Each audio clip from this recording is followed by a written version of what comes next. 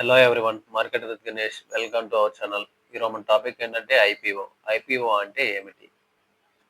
అసలు స్టాక్ మార్కెట్‌లో ఐపీఓ అనే పదం ఎక్కువగా వినిపిస్తుంటుంది.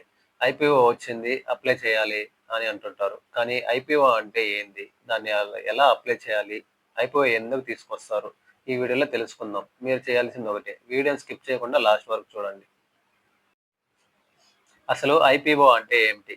IPO initial public offering.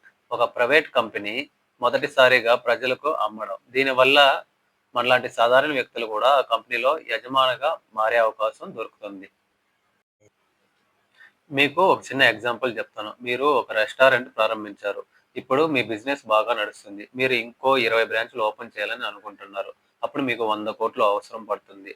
మొదటి మార్గం బ్యాంకుకి వెళ్లి లోన్ తీసుకోవచ్చు. రెండవ మార్గం మీ కంపెనీ యొక్క షేర్లను ప్రజలకు అమ్మి డబ్బును సేకరించవచ్చు. ఆ రెండో మార్గాన్ని ఐపీఓ అంటారు.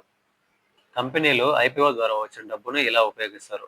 మొదటిగా కంపెనీ యొక్క డెవలప్‌మెంట్ కోసం.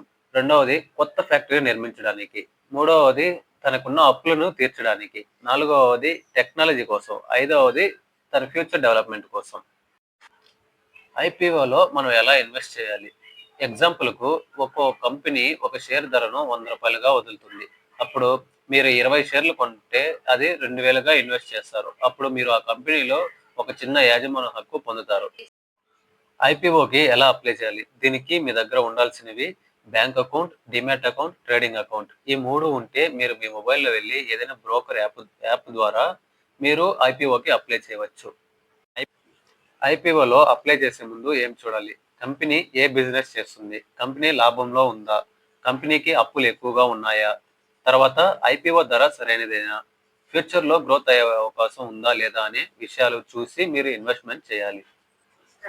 ముఖ్యంగా చాలామంది ఐపీఓ అంటే లాభం ఖాయం అంటారు. కానీ అది పూర్తిగా తప్పు. కొన్ని ఐపీఓలు మంచి లాభాలిస్తాయి. కొన్ని ఐపీఓలు లిస్ట్ అయిన తర్వాత కూడా పడిపోతాయి. సో, కాబట్టి ఐపీఓలో చాలా జాగ్రత్తగా ట్రేడ్ చేయాలి. ఐపీఓలో ఎలా లాభం వస్తుంది? ఒక కంపెనీ లిస్టింగ్ అయిన రోజున ఇందాక నేను చెప్పినట్లే ఒక్కో షేర్ రూ. 100 వదులుతుందని చెప్పాను కదా! మీరు 100 పెట్టి ఒక షేర్ కొన్నప్పుడు అది 100 నుంచి 150 వరకు పెరిగితే ఒక్కో షేర్ మీద మీకు రూ. 50 లాభం వస్తుంది. అదే 100 నుంచి రూ. 80కి వెళ్తే ఒక్కో షేర్ మీద మీకు రూ. 20 అనేది తగ్గుతుంది. సో, కాబట్టి ఐపీఓలో కూడా రిస్క్ ఉంటుంది. ఇప్పుడు ఐపీఓ అంటే ఏమిటో అని మీకు పూర్తిగా అర్థమైందని అనుకుంటున్నాను. తర్వాత వీడియోలో ఐపీఓకి ఎలా అప్లై చేయాలో స్టెప్ బై స్టెప్ ఫుల్ వివరంగా చెప్తాను. మీకు ఈ వీడియో నచ్చినట్లయితే లైక్ చేయండి, మన ఛానల్‌ని సబ్స్క్రైబ్ చేయండి అండ్ ఫాలో అవ్వండి. Thank you.